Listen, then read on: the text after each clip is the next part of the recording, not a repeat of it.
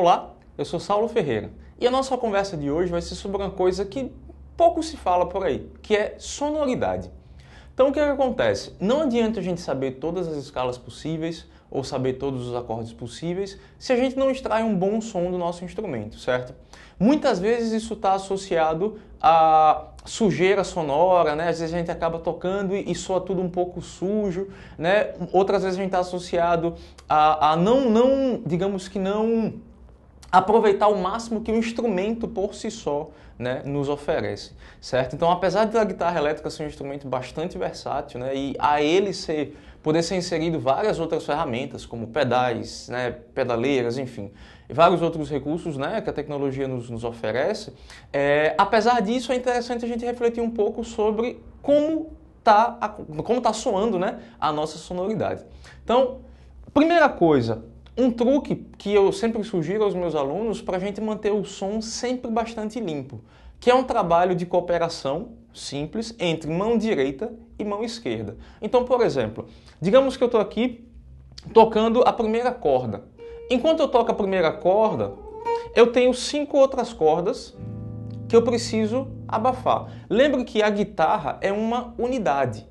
Então, se você toca, por exemplo, experimente fazer esse teste. Se você toca aqui na sexta corda, por exemplo, e você pega, né, se você segura o braço da guitarra ou o corpo, você vai ver que a madeira como um todo está vibrando, certo? Então, essa vibração acaba contagiando as outras cordas.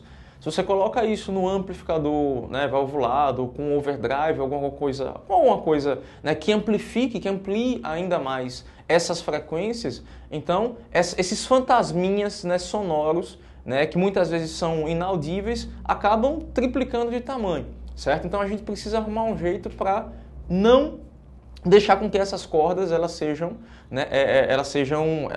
vibrem, na verdade, certo? Então, qual é o esquema? Eu não sei se você percebe, mas em todos os outros vídeos, sempre que eu vou tocar, independente de usar o indicador, né, na execução, eu mantenho ele sempre estirado. Te explico. Pelo seguinte, quando a gente mantém o indicador estirado, a gente consegue, né, inibir a vibração.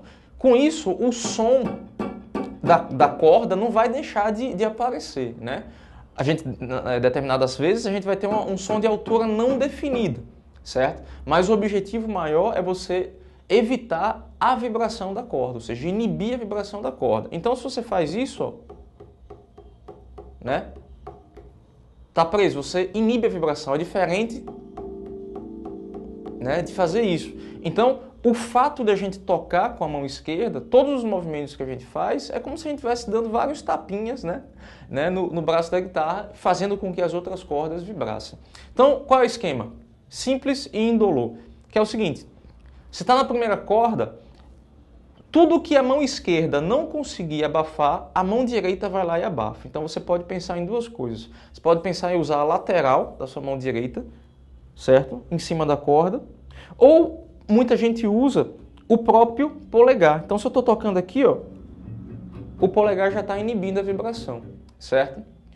E o que a sua mão direita não conseguir abafar, a esquerda vai lá e faz esse papel, certo? Então, por exemplo, se eu chego aqui na sexta corda, por exemplo, a ideia é pressionar a nota, certo? E ó, o restante das cordas, né, estão inibidas. Se eu for tocar lá, a gente vai ver que vai ter algum som, mesmo que um som de altura não muito definido, certo? Mas a ideia é você inibir a vibração, certo? Uma outra coisa super importante, além dessa ideia de você manter a sonoridade, né, tecnicamente, né, limpa, ou seja, todas as notas completamente audíveis, sem sujeira, tal, que você consegue com essa forma, né, de abafar, de relacionar a mão direita e esquerda, tem a questão da sua sonoridade. Por exemplo, você já parou para tocar só você, seu cabo e seu amplificador? Já parou para refletir sobre isso? Como é que a gente está soando? Todas essas ferramentas aqui, por exemplo, aqui é uma Stratocaster, lógico, mas independente da guitarra, todas essas ferramentas estão a nosso favor. Então, às vezes, o som da guitarra está um pouco agudo, então a gente já vai lá no amplificador, ou se abaixa e pega o pedal. Na verdade, o fato de você girar um pouco, tirar um pouco de de grave, né, ou inserir agudo, enfim, já faz com que o som da sua guitarra por si só, né, de acordo com a sua técnica, com o tipo de palheta que você usa, né, se é uma palheta mais espessa, você vai ter sonoridades mais graves, se é uma palheta mais fininha, né, menos espessa, isso já vai projetar mais agudos. Então, antes de chegar no seu pedal ou antes de chegar no seu amplificador, é interessante que você reflita sobre isso, certo? O fato de tocar sem palheta, né, o som da palheta e o som dos dedos, né, o quanto que a gente consegue, né, dependendo da sonoridade, né, quantas diferenças a gente consegue só experimentando. Troca de palheta, toca sem palheta, enfim, vai lá, tira mais os agudos, né, filtra mais os agudos, observa a captação, vê qual é o chaveamento que está, se é captador de braço, ponte. Então, eu percebo no geral que pouca gente ainda, né, se preocupa com isso, né, com essa ideia de pensar não só na técnica da execução, seja da escala, do arpejo, de qualquer outra coisa, mas se preocupar também com a sonoridade. Então, às vezes, você tem uma frase bastante simples, né, com um conteúdo harmônico simples também, né, e não há nada de errado em ser simples, certo? E você acaba tendo uma sonoridade completamente, assim, expansiva, né? A gente pode citar vários guitarristas, né, que de repente não são virtuosos, né, e que acabam tendo uma sonoridade fantástica, né? Que é uma outra coisa.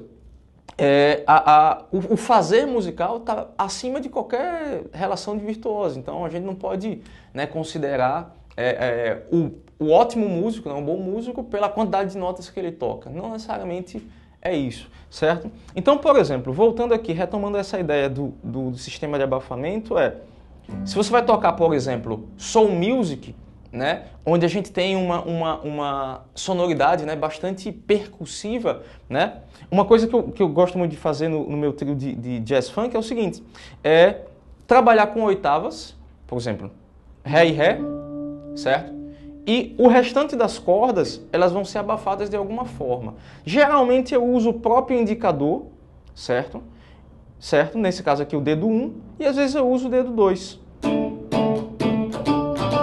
Né? Então acaba soando somente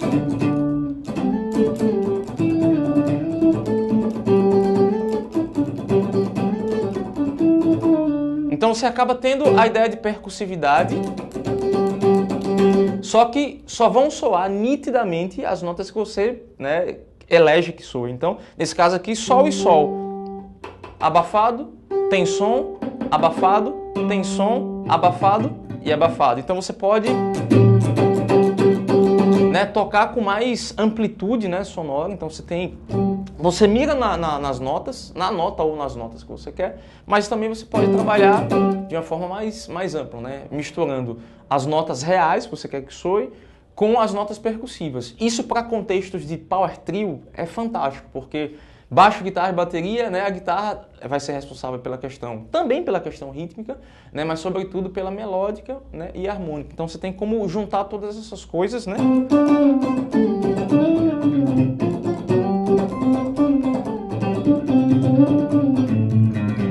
Certo? Então você consegue tocar todas as cordas,